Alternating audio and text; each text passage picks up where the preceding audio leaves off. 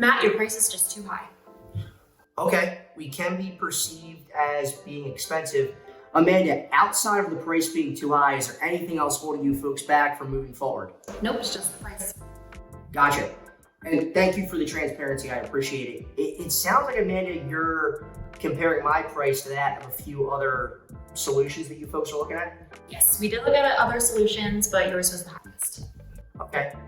If my price was the same to those other solutions that you folks were looking at and potentially testing out in a proof of concept, who would you rather do business with? I'd rather do business with you. Awesome. Can you walk me through all the reasons why you would rather do business and buy Mass 360 than those other solutions that you folks looked at that are cheaper? Awesome.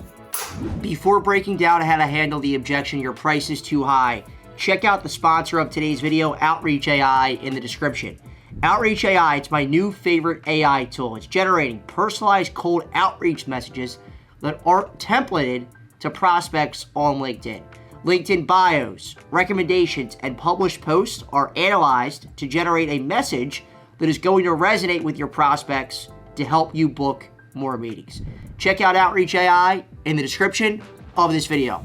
Your price is too high. Typically, you're going to get this objection towards the end of the sales process after you did discovery. Maybe you demoed the product, you did your pitch, you presented the price, you went for the close. Matt, your price is too high. Whenever you get this objection, your first step needs to be to isolate it. Chris, we can be perceived as being expensive. Outside of the price being too high, is there anything else holding you folks back from moving forward? What this is going to do, it's going to make sure that price being too high is the only objection you're up against. Oftentimes in sales, when you get hit with an objection, there might be 2 to 3 more objections behind what they just said, and what they just said is a smokescreen. So your first step needs to be to isolate it to make sure it is the real objection and the only objection. If the prospect confirms that price is the only objection, label the situation.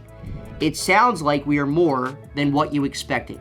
It sounds like you're comparing my price to that of a few other solutions.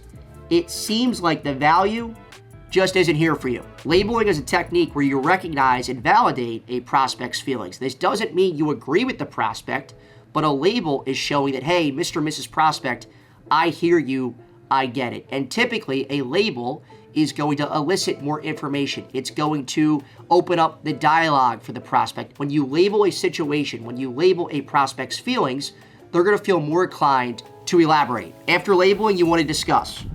What price were you expecting? What's prompting you to look at us? If the money was the same, who would you rather do business with?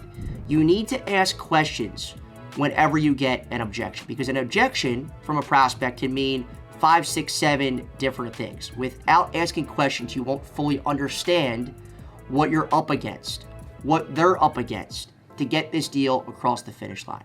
Stop trying to overcome and handle and start trying to understand. Check out this video right here. It is me blindfolded handling the most common objections you will get hit on your cold calls. Thanks for watching, guys. We appreciate you.